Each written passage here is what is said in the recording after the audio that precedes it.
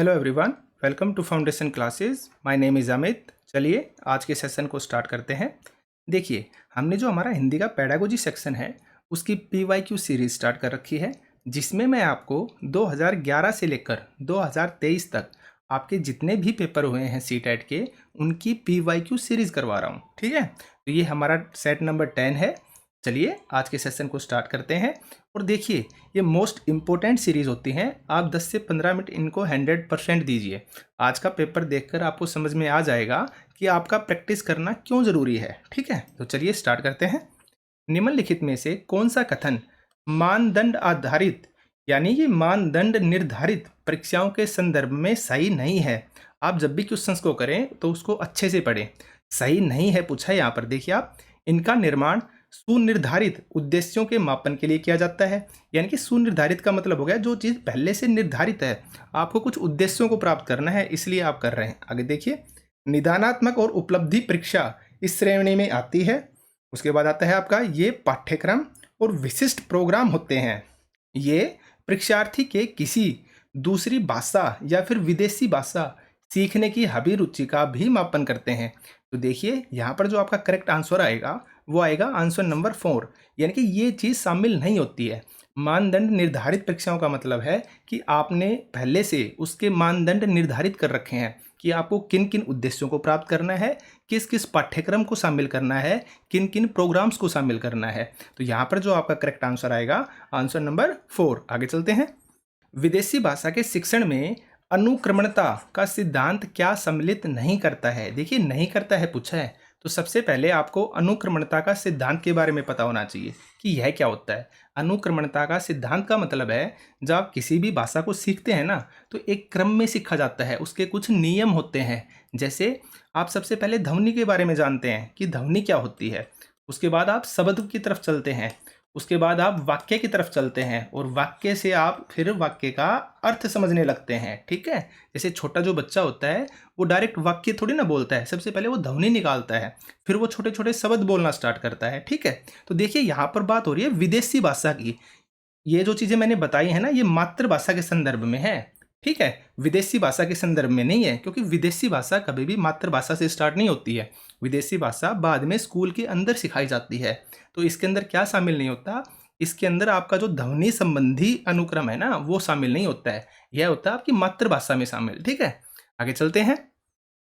निम्नलिखित में से कौन सी भाषा अधिगम शिक्षण में प्रामाणिक सामग्री नहीं है? देखिए, मैंने जब ये टॉपिक करवाया था वहाँ पर मैंने आपको बताया था ये प्रामाणिक सामग्री क्या होती है। देखिए, प्रामाणिक सामग्री के अंदर वो चीज़ें आती हैं जो हमारे देसी वक्ताओं के द्वारा लिखी जाती हैं और देसी लोगों के लिए ही लिखी जाती हैं, जो हमारे आसपास के पर्यावरण को, हमारे आसपास के समाज को दर्शाती हैं। ठीक है, तो चलिए देखते हैं ऑप्शंस। विद्यालय में पढ़ने वाले बालक पर 20वीं शताब्दी के कवि द्वारा लिखी गई कविता, यानी कि विद्यालय में पढ़ने वाले बालक पर लिखी गई है। आगे देखिए, पाठ्य पुस्तक के लेखक द्वारा विशेष रूप से लिखी गई कविता।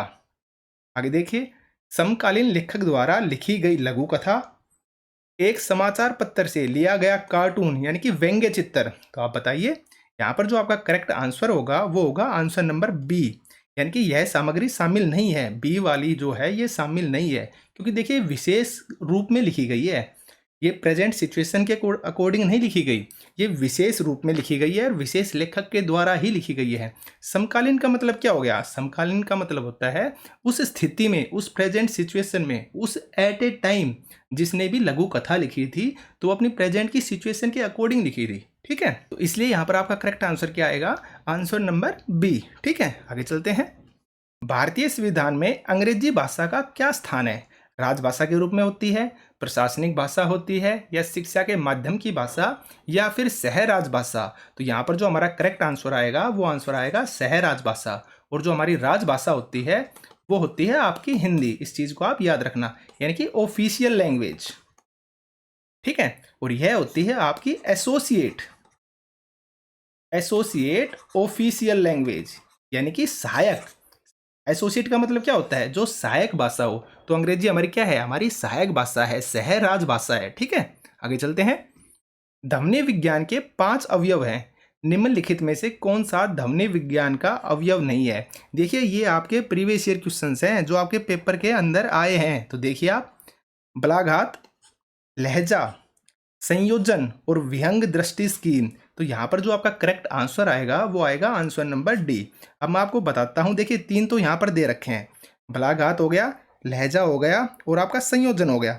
2 आपके बच गए, एक तो बच गया आपका स्वनिम। स्वनिम का मतलब होता है ध्वनि की सबसे छोटी इकाई, ठीक है। तो एक तो आपका स्वनिम हो गया, एक हो गया आपका शब्दांश संरचना। शब्दांश संरचना, तो इन चीजों को आप नोट डाउन कर लेना, ये होते हैं आपके ध्वनि के 5 अवयव। आगे चलते हैं। एक शिक्षक श्याम पट पर एक अनुच्छेद लिखता है। अनुच्छेद के बारे में मैंने आपको थ्योरी क्लासेस में बताया था। और बीच में कुछ जगह खाली छोड़ देता है या छोड़ देती है। बाद में कुछ शब्द अलग से लिखता या लिखती है और विद्यार्थियों से कहता या कहती है कि दिए गए शब्दों की सहायता से एक कहानी को पूरा करें जो इस अनुच्छेद में उचित स्थान पर प्रयुक्त किए जा सकते हैं। इस प्रकार की जो लघु परीक्षा है वो क्या कही जाती है या किस रूप में जानी जाती है? तो देखिए, आपको याद होगा जब हम इंग्लिश के अंदर क्लोज टेस्ट करते हैं तो उसमें इसी टाइप की चीज़ें होती है ना। अब बीच में खाली स्थान दिए जाते हैं, ठीक है, बीच में फिल इन द ब्लैंक्स दिए जाते हैं, आपको याद होगा। तो यह जो आपकी विधि है ना, यह कहलाती है आपकी क्लोज परीक्षण। इस चीज़ को आप डायरेक्ट याद रखना, क्या कहलाएगी आपकी? क्लोज परीक्षण। आगे चलते हैं। भारतीय संविधान में हिंदी भाषा का क्या स्थान है? देखिए, तब आपसे अंग्रेजी भाषा का स्थान पूछा था और अब आपसे पूछ लिया है हिंदी भाषा का स्थान। तो राजभाषा है, मैंने आपको बताया था। प्रशासनिक भी नहीं है, शिक्षा के माध्यम की भाषा भी नहीं है, और सह राजभाषा मैंने क्या बताई थी आपको? इंग्लिश बताई थी, ठीक है ना। तो ये आपका करेक्ट आंसर क्या हो जाएगा? Answer number first. आगे चलते हैं। विद्यार्थी प्रथम भाषा सीखते हैं कैसे? देखिए, मैत्रीपूर्ण वातावरण से, या पढ़ाए जाने वाले वातावरण में, या औपचारिक वातावरण में, और आपके प्राकृतिक वातावरण में। तो जो करेक्ट आंसर क्या आएगा आपका? प्राकृतिक वातावरण में, यानी कि नेचुरल एनवायरनमेंट के अंदर। आप समझ गए होंगे, ठीक है। आपको औपचारिक का मतलब भी पता है, ठीक है। आगे चलते हैं। अर्थबोध की योग्यता अथवा अर्थग्राह्यता में सम्मिलित है। अर्थग्राह्यता का मतलब मैंने आपको बताया था, जो चीज ग्रहण की जाए। तो देखिए आप ऑप्शंस को, श्रवण और पठन। तो आपको पता है हम ग्रहण कैसे करते हैं किसी भी चीज को, या तो सुनकर करते हैं या फिर पढ़कर करते हैं। आपको फर्स्ट में ही आपका आंसर मिल गया है, तो आपका करेक्ट आंसर क्या होगा? Answer number A. आगे चलते हैं। श्रवण की सबसे उपयुक्त विशेषता क्या है? देखिए, सबसे उपयुक्त बोल रहा है, सबसे उपयुक्त विशेषता क्या है? तो देखिए, मुख्य शब्दों द्वारा संप्रेषित किए गए अर्थ को समझना, या फिर वाक्य संरचना के संदर्भ में शब्दों का कोशगत अर्थ ग्रहण करना, या फिर शब्दों को लिंग, वचन, कारक आदि में बदलकर उनके सही रूपों में प्रयोग करना, या फिर अपरिचित शब्द के अर्थ का अनुमान लगाना। तो यहाँ पर जो आपका करेक्ट आंसर क्या होगा? आंसर नंबर ए होगा। क्योंकि देखिए, यहाँ पर मुख्य शब्दों द्वारा बात हो रही है। यहाँ पे आप वाक्य को अर्थ ग्रहण करेंगे लेकिन कोशगत रूप में नहीं करेंगे आप, तो ये आपका नहीं हो सकता। शब्दों को लिंग वचन के आधार पर प्रयोग करना, भाई आप श्रवण की बात कर रहे हैं, आप सुनने की बात कर रहे हैं, आप प्रयोग करने की बात थोड़ी ना कर रहे हैं, तो ये भी आपका नहीं हो सकता। और लास्ट में अपरिचित शब्द के बारे में अनुमान नहीं लगाते हैं हम नॉर्मल सी बात है, जो मुख्य शब्द होते हैं ना, जो संप्रेषित किए गए हैं कम्युनिकेशन के दौरान आपने सुने हैं, उनका आप अर्थ ग्रहण करते हो। तो आपका करेक्ट आंसर क्या होगा? Answer number A. आगे चलते हैं। शिक्षक संकेत के द्वारा से 3 लाल रंग के पेन और 2 नीले रंग की पेंसिलों की ओर ध्यान आकर्षित करती है। ध्यान आकर्षित करने की बात हो रही है, देखना आप अच्छे से एक एक वर्ड को समझना। एक पेंसिल की ओर संकेत करके कहती है कि यह पेंसिल कैसी है? नीली है। फिर 2 पेनों की तरफ संकेत करके कहती है ये पेन कैसे हैं? लाल हैं। फिर एक पेन अपने हाथ में ले लेती है और पेंसिल अपनी जेब में डालते हुए कहता या कहती है कि मेरे हाथ में एक पेन है और अब मैं पेंसिल अपनी जेब में रख रहा हूँ या फिर रख रही हूँ।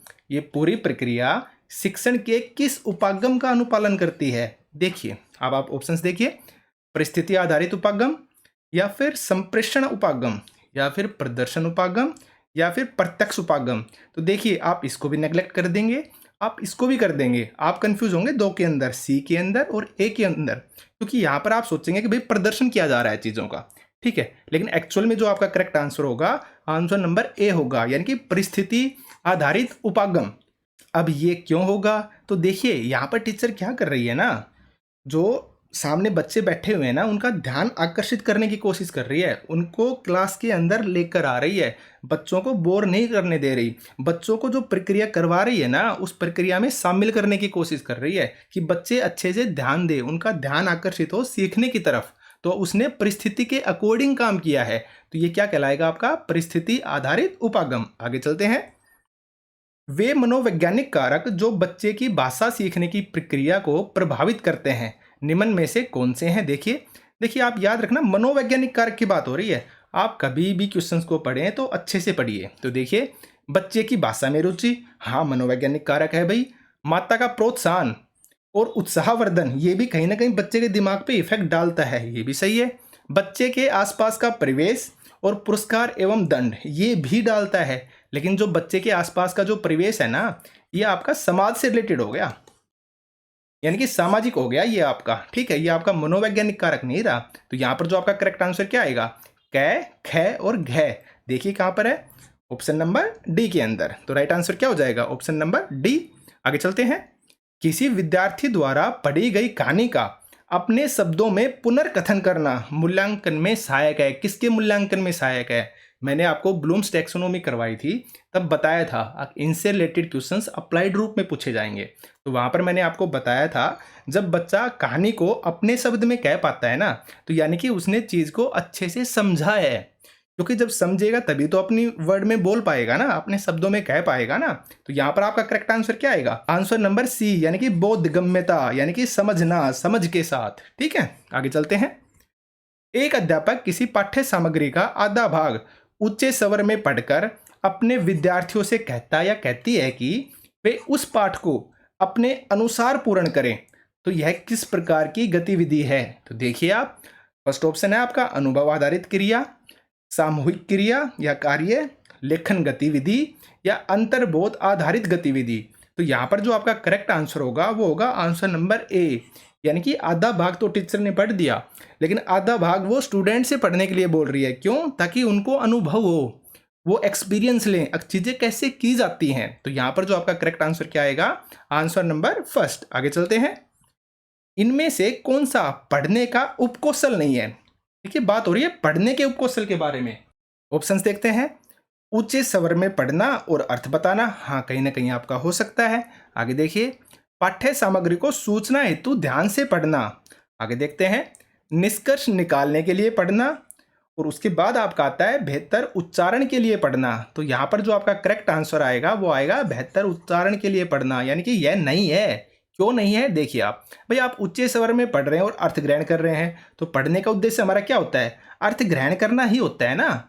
आगे देखिए, पाठ्य सामग्री को सूचना हेतु यानी कि आप इंफॉर्मेशन लेना चाहते हैं, कुछ जानकारी लेना चाहते हैं, तो आप कैसे पढ़ेंगे, अर्थ समझकर ही पढ़ेंगे ना, अगर आपको सूचना चाहिए तो ये भी आपका करेक्ट हो गया। निष्कर्ष निकालने के लिए भी हाँ आप पढ़ते हैं, बिल्कुल पढ़ते हैं। तो करेक्ट आंसर क्या आएगा, आप शुद्ध उच्चारण के लिए थोड़ी ना पढ़ते हैं, आप चीज़ों का अर्थ ग्रहण करने के लिए पढ़ते हैं। तो देखिए ये आपके 15 क्वेश्चंस थे। आप समझ गए होंगे किस लेवल के क्वेश्चंस आते हैं और आपको किस तरीके से इनको टैकल करना है। तो इन क्लासेस को आप 100% देखिए और कमेंट करके बताइए कि आपके कितने क्वेश्चन सही हुए हैं, ठीक है ना। आप ये चीज़ 100% बताइए, वीडियो को लाइक कीजिए, चैनल को सब्सक्राइब कीजिए और वीडियो को शेयर कीजिए। तो आज के सेशन में सिर्फ इतना ही। Thank you.